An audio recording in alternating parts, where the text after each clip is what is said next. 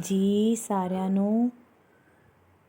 ਇਸ ਸੰਸਾਰ ਦੇ ਵਿੱਚ ਵਿਰਲੀਆਂ ਹੀ ਰੂਹਾਂ ਹੁੰਦੀਆਂ ਨੇ ਜਿਹੜੀਆਂ ਸਭ ਦਾ ਧਿਆਨ ਪਰਮਾਤਮਾ ਵਾਲੀ ਤਰਫ ਖਿੱਚਦੀਆਂ ਨੇ। ਉਹਨਾਂ ਦਾ ਮਕਸਦ ਹੀ ਜੀਵਨ ਦੇ ਵਿੱਚ ਆਉਣਾ ਇਸ ਲਈ ਹੁੰਦਾ ਹੈ ਕਿ ਉਹ ਪਰਮਾਤਮਾ ਦਾ ਗਿਆਨ ਦੇ ਸਕਣ, ਜਿਹਦੇ ਨਾਲ ਉਹ ਸਾਰਿਆਂ ਨੂੰ ਪਰਮਾਤਮਾ ਦੇ ਦਰਸ਼ਨ ਹੋ ਸਕੇ।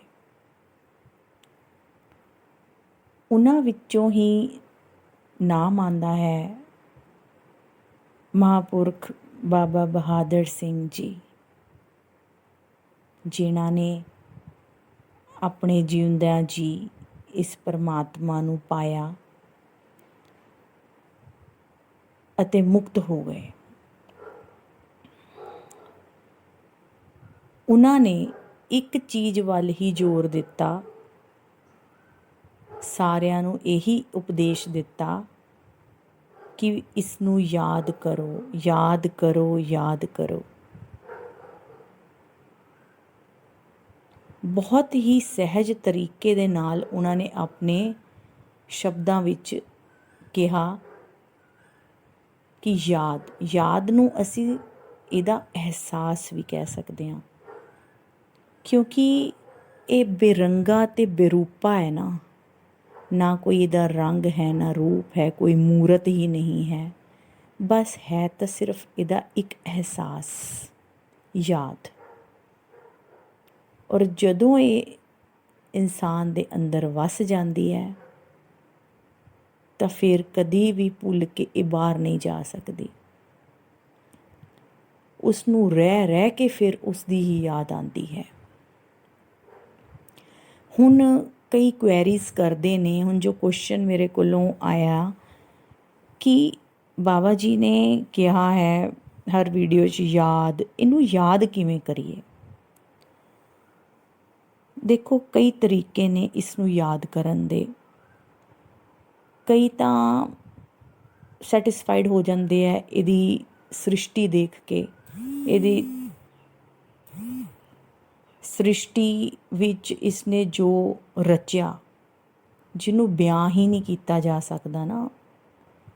ਅਸੀਂ ਇੱਕ ਪੱਤੇ ਨੂੰ ਦੇਖਦੇ ਹਾਂ ਤਾਂ ਇਸ ਦੀ ਯਾਦ, ਪੇੜ ਪੌਦਾ, ਜੀਵ ਜੰਤੂ, ਪਾਣੀ, ਸਭ ਜੋ ਇਸਨੇ ਬਣਾਈਆਂ ਹਨ ਚੀਜ਼ਾਂ, ਉਸ ਨੂੰ ਦੇਖ ਕੇ ਅਸੀਂ ਯਾਦ ਕਰ ਸਕਦੇ ਹਾਂ। ਅਤੇ ਕਈ ਇਸ ਚੀਜ਼ 'ਚ ਸੈਟਿਸਫਾਈਡ ਹੋ ਜਾਂਦੇ ਆ ਕਿ ਕਣ ਕਣ ਦੇ ਵਿੱਚ ਇਹ ਵਸਿਆ ਹੋਇਆ ਹੈ। ਉਸ ਨੂੰ ਜਦੋਂ ਉਸ ਦੀਆਂ ਬਣਾਈਆਂ ਚੀਜ਼ਾਂ ਨੂੰ ਵੇਖਣਾ ਅਤੇ ਯਾਦ ਆ ਜਾਣੀ। ਦੂਸਰਾ ਤਰੀਕਾ ਹੈਗਾ ਕਿ ਕੁਛ ਸਮਝ ਲਿਆ ਜਾਏ, ਪਰਮਾਤਮਾ ਦੇ ਥੋੜ੍ਹੇ ਦਰਸ਼ਨ ਹੋ ਜਾਣ ਕਿਸੇ ਦੇ ਦੁਆਰਾ, ਅਤੇ ਕੁਛ ਸਮਝ ਪਵੇ, ਕਿਉਂਕਿ ਇਸ ਨੂੰ ਸਮਝਣਾ ਬਹੁਤ ਹਰ ਕਿਸੇ ਦੀ ਵੱਸ ਦੀ ਗੱਲ ਨਹੀਂ ਹੈਗੀ, ਔਰ ਇਹਨੂੰ ਸਮਝਿਆ ਜਾ ਵੀ ਨਹੀਂ ਸਕਦਾ। ਸਾਡੀ ਅਕਲਾਂ ਸੋਚਾਂ ਤੋਂ ਨਾ ਇਹ ਚੀਜ਼ ਪਰੇ ਹੈ। ਅਤੇ ਮਹਾਂਪੁਰਖ ਆਉਂਦੇ ਨੇ, ਕੁਝ ਸਮਝਾਉਣ ਦੀ ਕੋਸ਼ਿਸ਼ ਕਰਦੇ ਹੈ, ਅਤੇ ਬਾਕੀ ਅਸੀਂ ਪ੍ਰਯਾਸ ਦੁਆਰਾ ਅੱਗੇ ਜਾ ਸਕਦੇ ਹਾਂ, ਜਿਵੇਂ ਧਿਆਨ। ਪਰ ਗੱਲ ਉੱਥੇ ਆ ਜਾਂਦੀ ਹੈ ਕਿ ਅਸੀਂ ਧਿਆਨ ਵੀ ਕਰਨਾ ਤਾਂ ਕਿਹਦਾ ਕਰੀਏ? ਵਾਹਿਗੁਰੂ ਵਾਹਿਗੁਰੂ ਬੋਲਣਾ ਹੈ ਤਾਂ ਕਿਸ ਨੂੰ ਯਾਦ ਕਰਦੇ ਹੋਏ ਵਾਹਿਗੁਰੂ ਬੋਲੀਏ? ਅਤੇ ਇਸ ਲਈ ਮੈਂ ਤੁਹਾਨੂੰ ਕੁਛ ਭਾਗਵਤ ਗੀਤਾ ਵੱਲ ਲੈ ਕੇ ਜਾਣਾ ਚਾਹਾਂਗੀ, ਜਿੱਥੇ ਤੱਕ ਮੈਨੂੰ ਸਮਝ ਆਇਆ। ਦਾਸੀ ਬਸ ਥੋੜ੍ਹਾ ਬਹੁਤ ਦੱਸ ਹੀ ਸਕਦੀ ਹੈ, ਬਾਕੀ ਤਾਂ ਇਹਦੀਆਂ ਇਹੀ ਜਾਣੇ।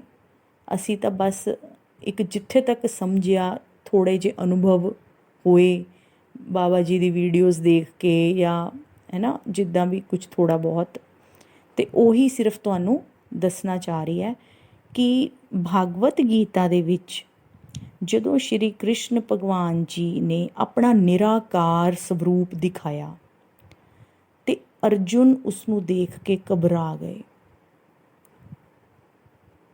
ਕਹਿਣ ਲੱਗੇ,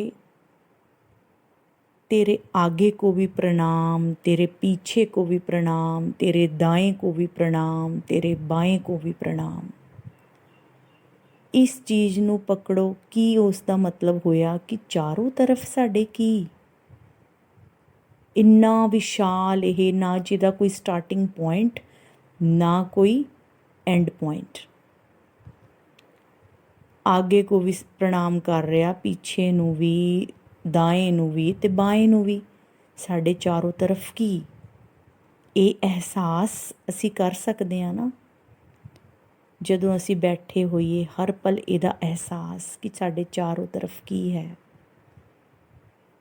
ਜੋ ਨਜ਼ਰ ਨਹੀਂ ਆ ਰਿਹਾ ਉਹੀ ਸਭ ਕੁਝ ਹੈ।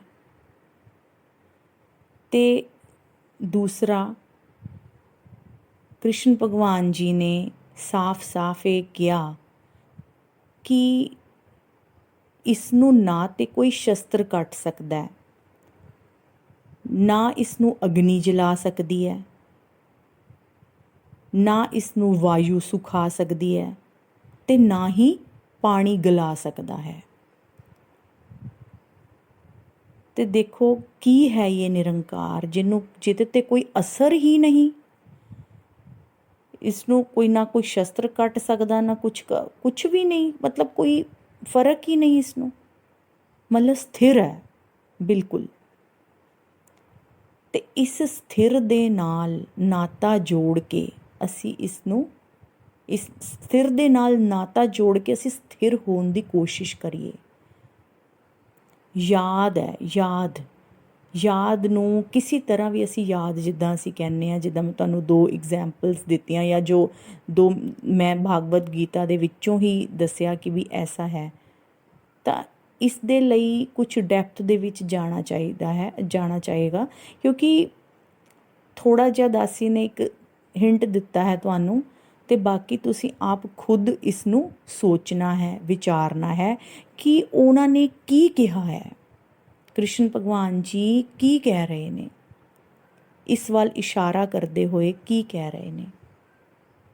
ਬਸ ਇੱਕ ਛੋਟਾ ਜਿਹਾ ਮੈਂ ਜਿਹਨੂੰ ਕਹੋ ਕਿ ਪ੍ਰਯਾਸ ਕੀਤਾ ਹੈਗਾ ਤੁਹਾਨੂੰ ਸਮਝਾਉਣ ਦਾ। ਬਾਕੀ ਅਸੀਂ ਤਾਂ ਕੁਝ ਕਰ ਨਹੀਂ ਸਕਦੇ, ਸਮਝਾ ਨਹੀਂ ਸਕਦੇ। ਵੱਡੇ ਵੱਡੇ ਮਹਾਂਪੁਰਖ ਨੇ ਜਿਨ੍ਹਾਂ ਨੇ ਇੱਥੇ ਦ੍ਰਿਸ਼ਟੀ ਪਾਈ, ਅਤੇ ਮੈਂ ਕੁਛ ਥੋੜ੍ਹਾ ਜਿਹਾ ਬਸ ਐਕਸਪੀਰੀਅੰਸ, ਜੋ ਜਿੱਥੇ ਤੱਕ ਮੈਂ ਇਸ ਨੂੰ ਸਮਝਿਆ, ਅਤੇ ਉਹੀ ਬਸ ਮੈਂ ਤੁਹਾਡੇ ਸਾਹਮਣੇ ਰੱਖ ਰਹੀ ਹਾਂ ਕਿ ਯਾਦ ਕੀ ਹੈ। ਧੰਨਵਾਦ ਜੀ ਸਾਰਿਆਂ ਨੂੰ, ਸਤਿ ਸ਼੍ਰੀ ਅਕਾਲ।